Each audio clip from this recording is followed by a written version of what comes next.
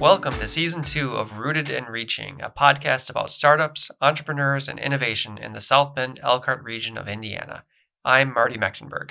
And I'm Susan Ford. We're excited to share 16 new stories with you this year. And we're going to get tactical about how entrepreneurs are confronting challenges, building success, and moving our region into the future. Well, welcome everyone to episode 15 of Rooted and Reaching. We are here today with Niles Mat, who is the co-founder of a very cool startup called Zahra. I hope I said that right. Yeah, Zahra. Yes, Zahra. So Niles she was just telling me she's just returned from Europe where she's been exploring some fundraising opportunities. But before we get into that, Niles, welcome onto the show. Thank you. It's good to be here. And I think most of our audience have not heard of your business yet, your startup yet. So maybe you could just give us a basic overview of what you've been doing. Yes. Or what the company is. Yeah. So Zahra is a groundbreaking health app for Muslim women, especially. We are based in the Middle East as well as, we're starting there, but we plan to potentially expand within that region. It started because my sister and I have a nonprofit in the Middle East, which focuses on women's health. Okay. And as we started producing health content, we noticed that there was a significant gap based on our analytics, just because of the growth rate, a lot of the responses, and just the rapid interest in this specific niche that was tailored specifically for Islamic women. Mm-hmm. And there are Arabic resources out there, but we kind of wanted to tackle the more cultural approach to it, just because it seemed like there was a lack in that space. And so essentially we provide tailored health solutions within sexual and menstrual health for women in this region, but plan to expand further. Okay. Okay, this is very interesting. So this is an app? Mm-hmm. Yes, it's an application. So users interact with the content? Yes. So it has 4 main features. It has we have the cycle tracking app, but it also has the Islamic calendar to help with women who are trying to plan around Islamic holidays, so that they can plan accordingly when it comes to their health practices like Ramadan or other religious activities. Then we have our community forum where girls can kind of talk about different issues that they're going, that they are struggling with that can be tailored for, we actually want to take an approach where it's localized by the specific country, or the region. The Levant has specific needs compared to North Africa or to the Gulf. They share a similar language, but there's still differences and nuances within these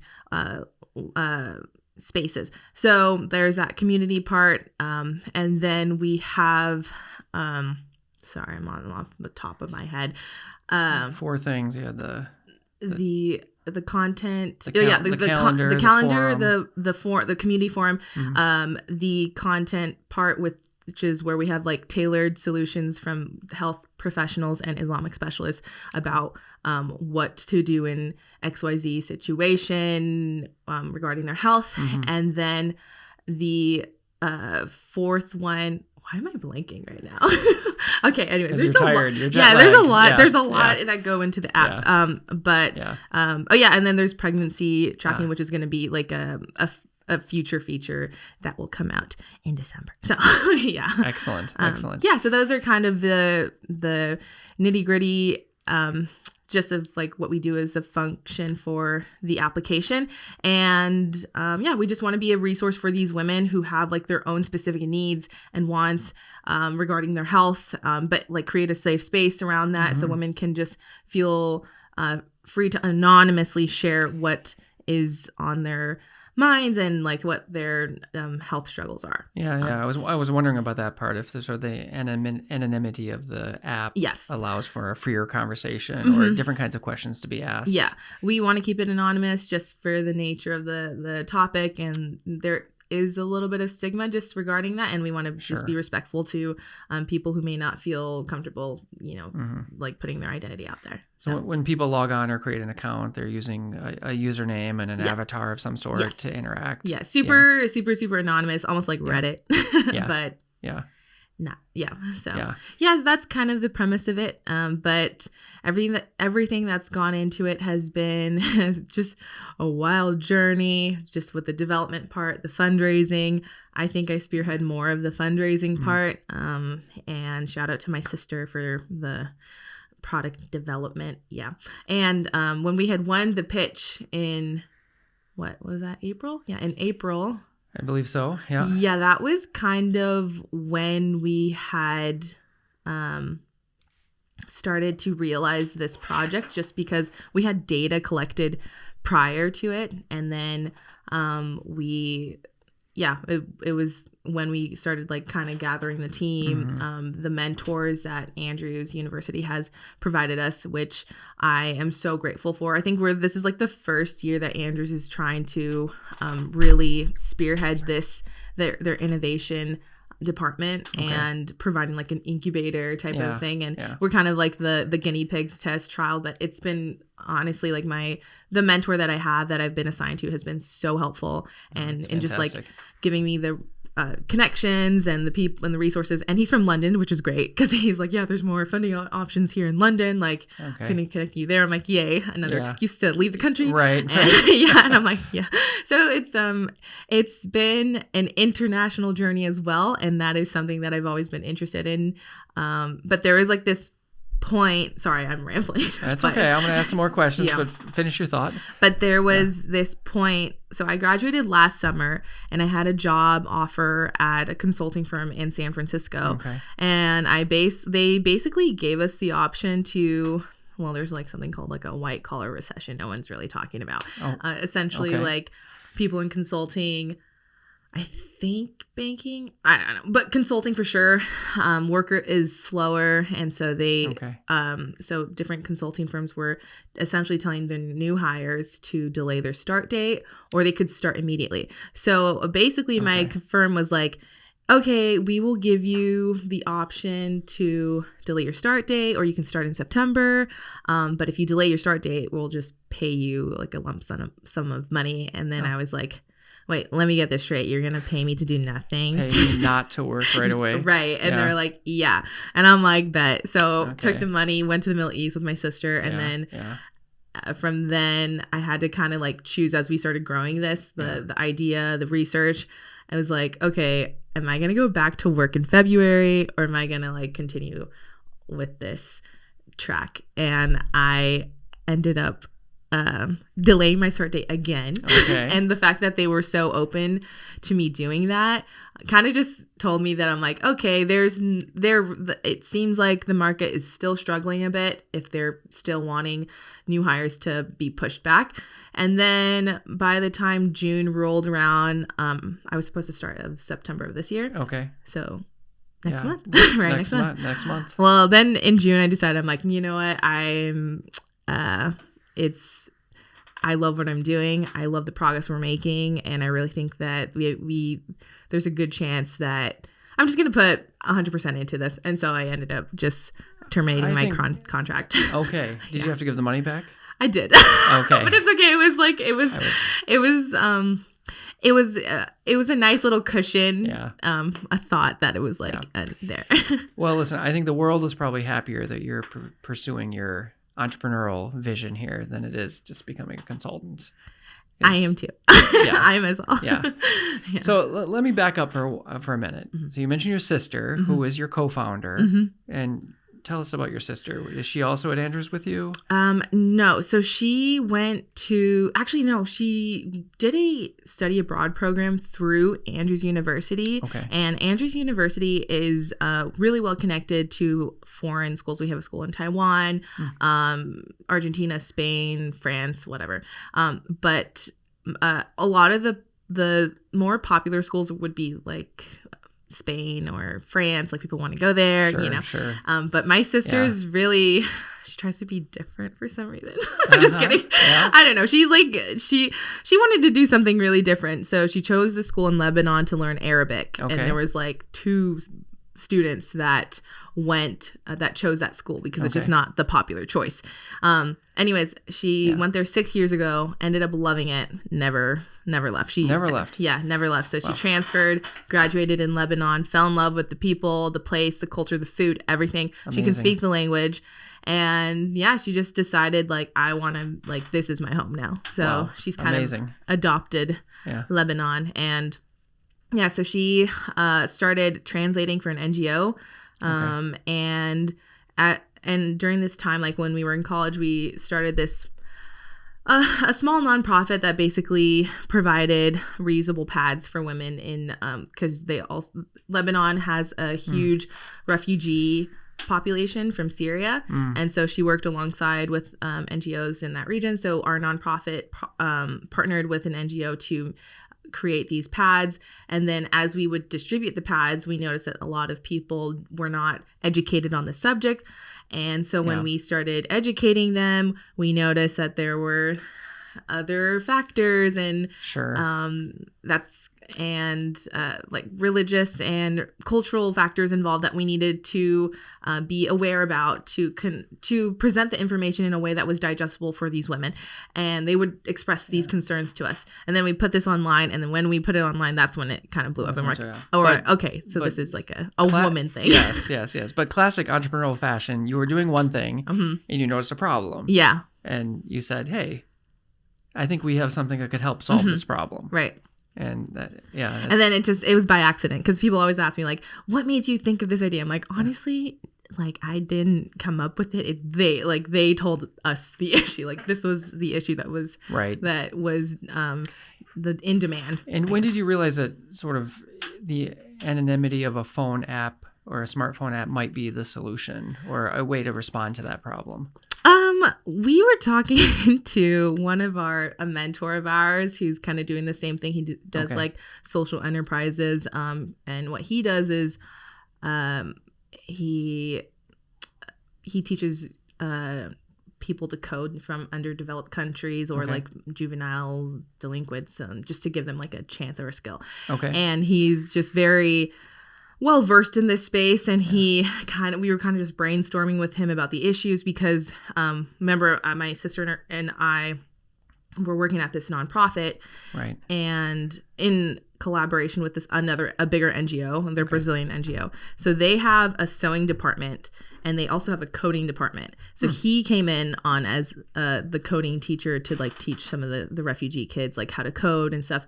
And then we kind of had told him like our findings of like, hey, there's these women, they do this, and he was like, it'd be really great if you guys created this app that did XYZ. So I would kind of have to give a shout out to Rodrigo for kind of helping us like formulate this idea. Brilliant guy, super brilliant. He's now based in Dubai, but he's like a Mexican entrepreneur that also is working in. Wow, that's fantastic. Working for a Brazilian nonprofit in Lebanon. Well, he was working with them in collaboration to build up his own thing that he's doing. And so, we're kind of all in a similar space and area. You'll meet really interesting people in Lebanon. I can tell. Wow, it's amazing. So were you in Lebanon when this happened, working alongside your sister, or were you getting this feedback from your sister based on her? I was getting this feedback from her, but I was in Lebanon this past like last September, and then the war broke out. So we have another layer on top of this. It's honestly amazing to like talk to other Lebanese founders in the space, like to see like the resilience that a lot of these entrepreneurs have, especially in like a very unstable region. And it's really inspiring because like they just keep going. But I was there last year and then went fundraising, and then I came back this summer. So I did like 3 months this summer with them. So you had the idea, or you had the data that was telling you that there was a problem that could be addressed, and then you talked to Rodrigo. Rodrigo. And so how did you get to the first, like your first beta app or beta test of this concept? Well, we work alongside with the women that were helping us like create the pads. Like we'd ask for feedback, like, hey, what do you think would work well with this? And some of the girls that we've talked to were like, it would be nice to have like an actual, like, there's a calendar. The calendar apps already exist, right? Sure. But we would like something that would plan around these specific practices that we have to help us plan around these like fasting times. That makes sense. Yeah. And so I was like, okay, that's a good idea. I wouldn't have to come up with that, but thank you for telling me. So I'm like, writing, we wrote down ideas. We also like kind of deconstructed our competing apps of like how they work and kind of gotten feedback on our, from some of the girls that we were working with, like, hey, what do you like, what do you dislike, what is missing, and how could we improve this? And so that was another way that we had kind of dissected it and then like formulated to do our own rendition and version of it. Right. So a lot went into it. Like, I can tell. I have like a lot of R&D, I guess you would say. Sure. A lot of breakdowns of just like of specific applications, what works, what doesn't work, and formulating our own based on our own data and the data that's already out there. So that's kind of how we've done it. So we have many drawing boards of sketches of like, hey, this is how these things work. Do you sketch in paper or using a Miro board? Miro. Yeah. So we have multiple. And then how did you take that first technical step? Like actually coding the thing? Did you have to hire someone to do it? Did you learn to do it yourself? Well, thank you, Rodrigo. Again, I have to he's going around the world doing like building a programming. He's building some type of software, really smart and brilliant. I think he worked on Tinder, like help program something with with some app development. App development. Mm-hmm. So like a lot of our mentorship does come from him. And so when he went to the Philippines to kind of like expand his project there, he introduced us to some of like the developers that he was working with in that area. And obviously if you're bootstrapping, you kind of need to like keep things as low costing as possible. Sure. And so he gave us some of the resources that he has, his own personal relations that he has. And I had done a bit of like interviewing other companies, like seeing if we'd be compatible, some companies in India and like their price ranges and things like that, what they can work with, and kind of really relaying that to Rodrigo. He's kind of just been a really good mentor for us because like I'm an accounting background and he's more technical in that aspect. But yeah, we hired this, we outsourced a team in the Philippines, and their head developer has been so helpful to us, like just kind of explaining things to me in non-technical terms as a non-technical founder. And and I just I used to feel a lot of like imposter syndrome because I'm like, I'm not technical, and like there's like if like I had a little flop pitch where I like pitched to someone who was technical and they asked me these questions and it didn't turn out well. I'm just gonna be completely honest because I'm sure that multiple people have like done something like this. Like we don't know all the answers, and I'll refer that question to my technical team. Right. Yeah, I should have said something along those lines. I attempted to answer it. Not a smart move. Shouldn't have done that.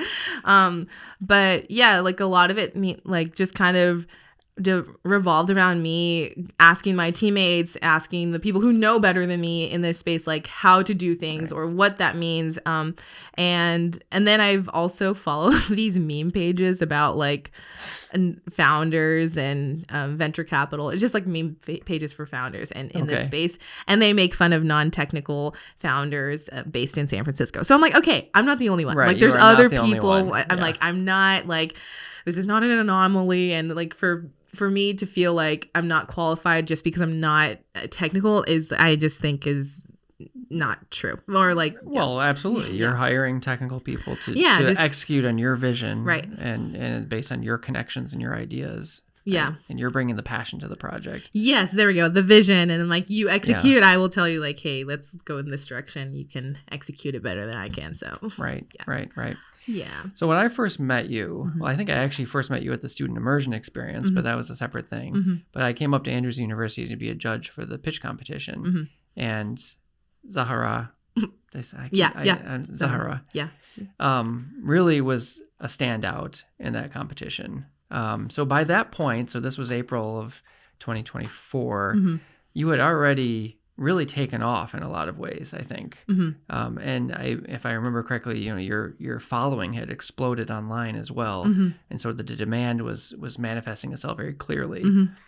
Were you surprised by the way it took off, the way the platform took off?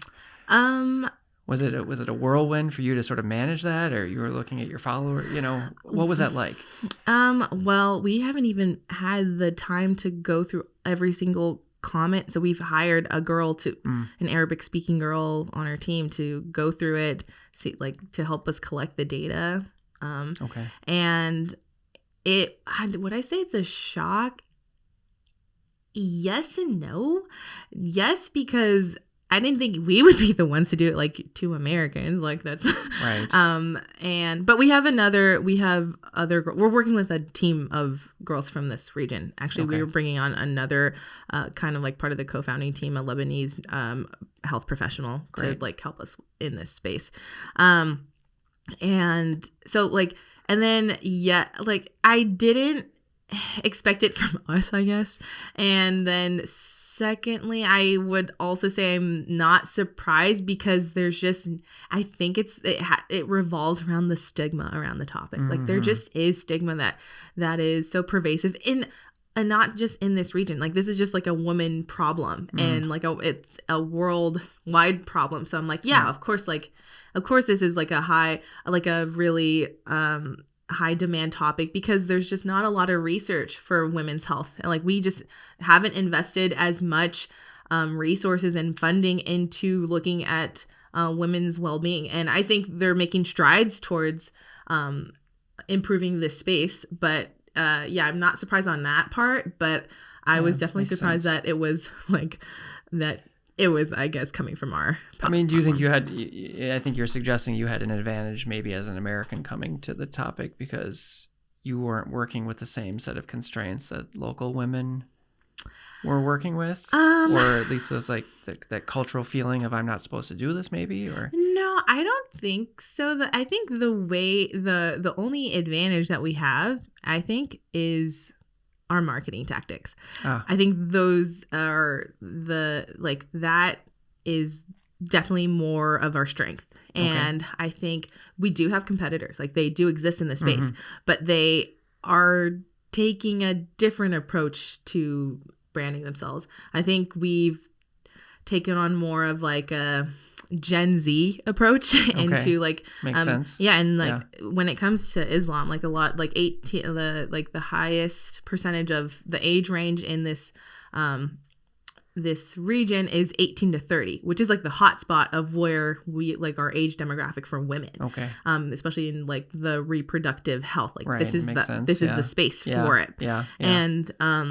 And that's kind of like my age. Like I'm a Gen Zer person. So I feel like I know how to, Gen Z lingo kind of transcends all language barriers. So so we've kind of communicated to our content creators like, hey, this is what's kind of in right now on like what we're seeing in the space here. Could you guys do something like that? And they execute it amazingly, which hence the millions of views. And then like boom, the views go up. And so I would just say like maybe our marketing tactics, but not necessarily like us being the first to talk about this issue. There's other people talking about this, but I think our approach your approach has opened up a wider audience. Yes, in this case, and I think our niche as well. Like, we're trying to be more tailored, and think of like cereal and gluten-free cereal. We're gluten-free cereal. That's how I would describe it to people. And I feel like a lot of people are trying to recreate cereal, but I'm like, we're not trying to recreate cereal. We're trying to make gluten-free You're trying to cereal. get really good at this one range. Yep. Yeah. And that's why I think it is scalable, just because it's very specific. Like, it's not just honed in on the Arabic speaking language. It kind of, this cultural value kind of transcends that. And I'm speaking as like someone who's a Christian. Like the Bible app is a great example. The Bible app has millions of users from various denominations worldwide. And like, but I have the same Bible app as like a Catholic person or as a Baptist person. Like, we're all using this application because it kind of ties us into like a set of principles. And so I think that aspect is what we're targeting, just in the health space, if you know what I mean. I mean, is it really a truly amazing international story? You have a Christian American working in the Middle East with Filipino developers and a Mexican mentor. Is that right? Yeah. It's really fascinating, and it really speaks to your probably your fluency across cultures. I would say Islam is the same way. They work like cross, like it's the largest religion in the world, and it transcends language barriers, and like they're connected through something that is so important to them. I get that from my upbringing. Like, I understand that. Have you had to deal with backlash? We've dealt with concerns. For example, one of our girls is from the Gulf, and I don't want to say which particular region, but there have been there's a lot of comments. There have been comments about like people telling us to stop, like this, you should not be talking about this. This is not a good thing to talk about. And there are some just people wondering if there's any there is backlash. People accuse, especially as an American working in the space and the topic is, do certain people think back off, or you don't belong here or something? No, but our core team is like, we want it to be true to like our like, we have representation across the region because this is for them. Like, this is their space. And even then, like when I was in Central Asia, like the stands, I know, right? The stands. Right. Similar thing too. Like, we want to expand to like a team in that region. It's not just for Arabic speaking people, it's for girls worldwide. And so like, I want to have girls from Kazakhstan or Uzbekistan on our team eventually. Like, it's very clear that you're not working for other people, you're working with other people. I mean, in the beginning of this conversation, you've been pretty clear about that. Yeah. Which is great, right? So the process is the most interesting part for me. I think my sister's like the humanitarian. I think I'm the developer. Like, I'm like, the process is so interesting. Like, I think I'm in love with the process. Yeah. Well, good. Yeah. I mean, because you're right in the middle of the process. So what a great place to be in love. Right. How's the money part working? So you've mentioned a couple of times the fundraising or traveling overseas to meet with possible sponsors or investors. Yeah, so there's definitely, we have, like any founder has gone through, like my sister took this crowdfunding source or this course, and the first thing they said was like, you need to ask your friends and family. And that's like the hardest part. Have you ever done door-to-door sales? I used to do door-to-door sales. And I have. Yeah, door-to-door sales is the most humbling, but the most, I think, useful skill you will ever have. And out of all the jobs that I've ever landed, like, that was probably the most useful job that I've ever taken. And it was because you have to learn to talk to multiple people and like adapt to different personality types and be able to present the same item to them, but still kind of like be able to speak their language and sell something, like sell the product to them. And I had to do that with my friends and family as well. And that was I think it was harder for me to sell to my friends and family than it was to random strangers. Someone anonymous. Yeah. So we have gone door knocking to a lot of our good networks within, Okay. and we're part of a global community who have been really helpful and just like believing in what we're doing and have been just kind enough to sponsor us in that regard. Okay. So a lot of cold calling. I hate that. I hate to say it, and I have this week. I have to do it again. So how does that work for you? Like, just talk us through a sample of how that happens. Literally, like everything I learned from door-to-door sales, I do the same thing. What did you sell door to door? I sold books. Books. Yeah, I sold books. Like, and when I sold about like $10,000 in worth of books for a summer. It was like this. I was like 16. Got it. And I'm like, you know what? If I can sell this book, I can sell this to any product. Yeah. Like, I'm like, if I can sell this random book. And so they gave us a canvas where you have to memorize the whole thing in under 1 minute. So it was like at least a page long, and you had to be able to just say it in less than a minute. I've done the same thing. We have written out a script, and thinking about it gives me anxiety because sorry. It's okay. It's okay because I have to do it this week. Yeah. And I'm like, it's okay. I have to do it. It's fine. And so, and the biggest thing is the close. Like, you have to close big. You have to be brave. So what to close big. Tell us, what does that mean? So I get it. You're calling. Where do you get the person's name from? Is this these like are people I know. Part of a network, people you know? People I know. Ask them for their people that they know that may like be interested. Got it. And so you read the script. You kind of have it. Well, you don't have to read it because you probably have it memorized at this point. Yeah. And so you have to basically, you do the script, a little small talk, like, hey, how's so-and-so doing, and the dog, whatever. Okay.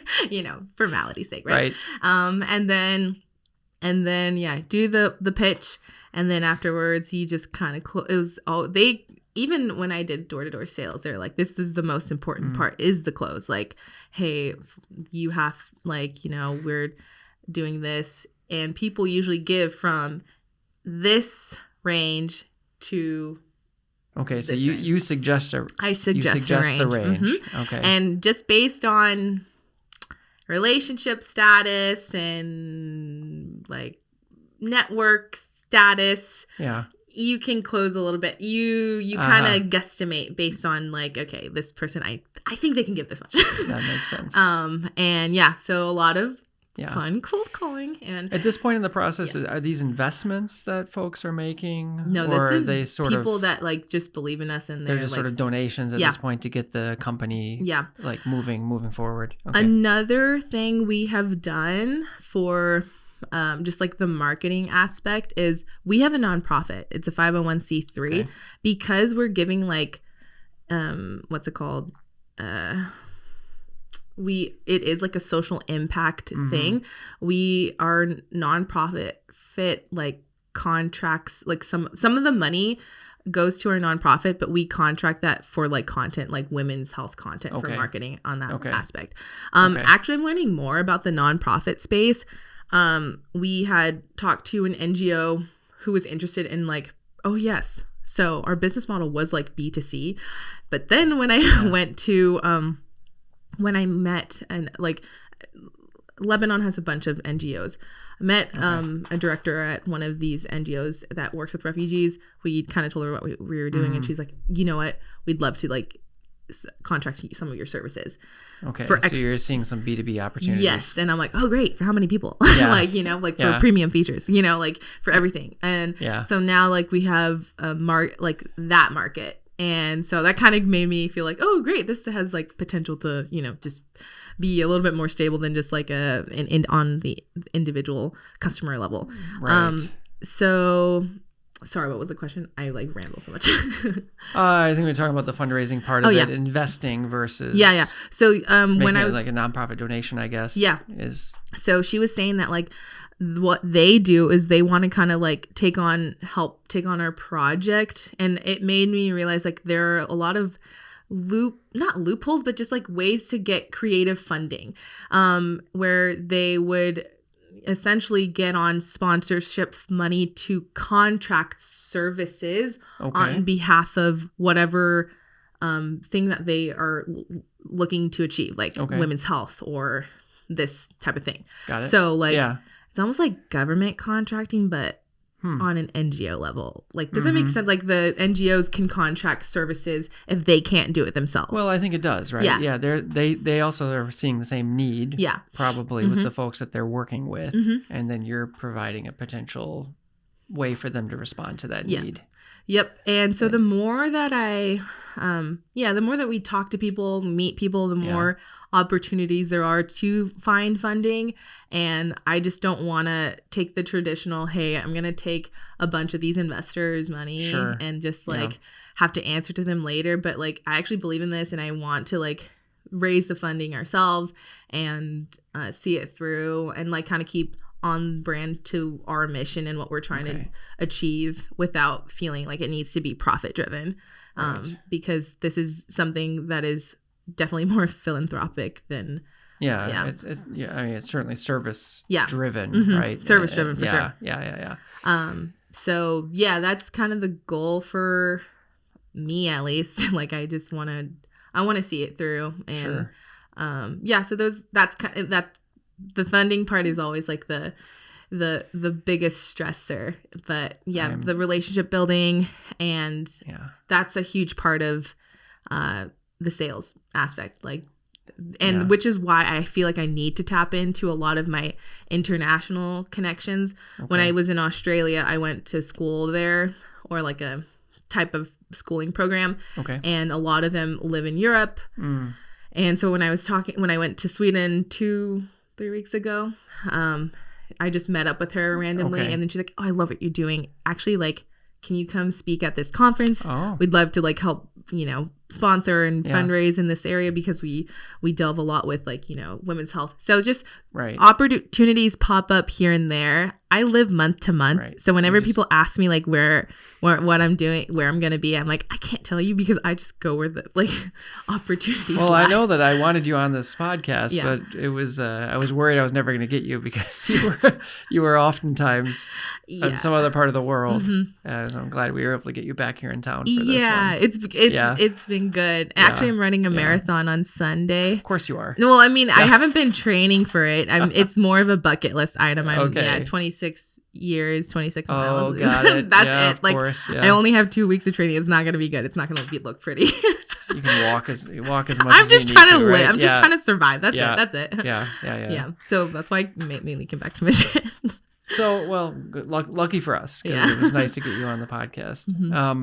So you're a young founder, running this company. I don't know if you always thought you'd start your own business someday, or what your goals were. You said you're an accounting major. What advice would you give to someone, I don't know, a few years younger than you, or even a few years older than you, that has an idea? So I am someone that lives for purpose. Like, there's some thing about me that wants to do things that, is aligned with my values. And I think serving people is one of them in that regard. A lot of people want to do good things in the world, but maybe are limited by funds or like their job. And I always wanted to do like my own entrepreneurial endeavor. I just didn't know what that looked like, which is why I took the accounting route, which is very like stable, contrary to my lifestyle. Well, right. It does seem like, in contrast, right? Accounting, you imagine somebody sitting behind a desk, kind of working away, and you're this global vagabond almost. But I think what made me realize is that I have a control issue. Like, I want to feel in control of my life, which is why I chose accounting, which is why I went into consulting, or I was like something that is more stable. And when they had called me to say like, oh yeah, there's not enough work, we may need the new hires to like not work, it just kind of hit me that I'm like, nothing is really in my control. This idea of like security is all an illusion. Like, it's all an illusion to begin with. I'm like, so might as well just take that risk and do something that you want to. Obviously, like, there are some limitations, like know your limitations, but see how you can navigate it. But if you really have the opportunity to do something that can have positive impact and like bring you purpose and meaning in your life, I think you should you should go for it. Yes. And you should also believe in yourself. That like I feel like a lot of people don't, they cut themselves short because they don't. I feel like a lot of people suffer from imposter syndrome. I think people are more qualified and capable than they think they are. And then the more that you experiment, the more you try, that's kind of how you learn, like trial by fire. Well, and you yourself mentioned that, I think earlier, maybe before we were recording too, that like you realize that you might feel like that, but so many other people do too. So why do I need to worry about it? Yeah, because I'm not alone in this. Yeah, I'm not alone. Yeah. Like you're not as unique as you think you are. Like a lot of people are feeling the exact same way. Yeah. and that's actually really comforting, because it's like, we can all kind of be together as a resource to help each other out. I always reach out to other founders. Like one guy was on the road for like 2.5 years before he finally found an address. I don't say I'm homeless. I'm addressless. Like I'm just living out of a suitcase at the moment. But but that's kind of you're building something that you believe in, and I think it's worth it, especially if you, and this is the time, at least for people my age, like to kind of experiment and like try something that they've always wanted to do. And Right. if you have that opportunity, like please, like do it. I think that is fantastic advice. So before I let you go, because this is a regional podcast and you went to school here in Bering County, up in Bering Springs, Michigan. Yeah. But you're also a major global traveler. So tell us, looking back at your time in Michigan or here in the region, like what are some of your favorite things about having gone to school here, living, working here? I actually want to make Michigan like a home base for me, because Michigan has provided all these opportunities for international reach. Actually, Andrews University has their motto, and it's "World Changers Made Here." And like, it's because there's always like this aspect of like, you're like, there's something beyond ourselves, like you want to make impact, and that has kind of been taught to me, and I feel like I'm living out the Andrews University legacy through that. Sounds like you are. And we have other amazing people, alumni from Andrews, just doing great things globally.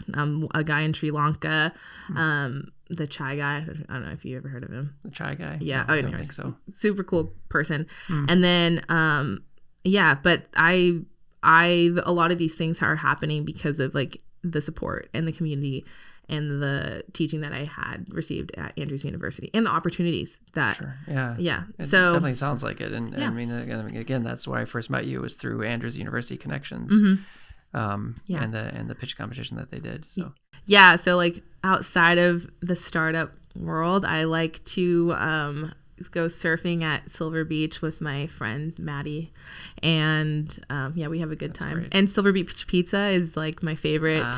It's a classic. Love going there, and getting pina coladas. That's our go-to. So excellent. Well, we are happy to have you in the region and have inspired you here in this region to do all these amazing things in the world. So thanks so much for being on the episode with us. Of course, happy to be here. Yeah, and continued good luck. Really, you're one of these companies that I am excited to see where you are a year from now, where you're a couple of years from now, and the kind of impact that you're going to be able to have on women all around the world. Sweet. Thanks a lot. I appreciate it.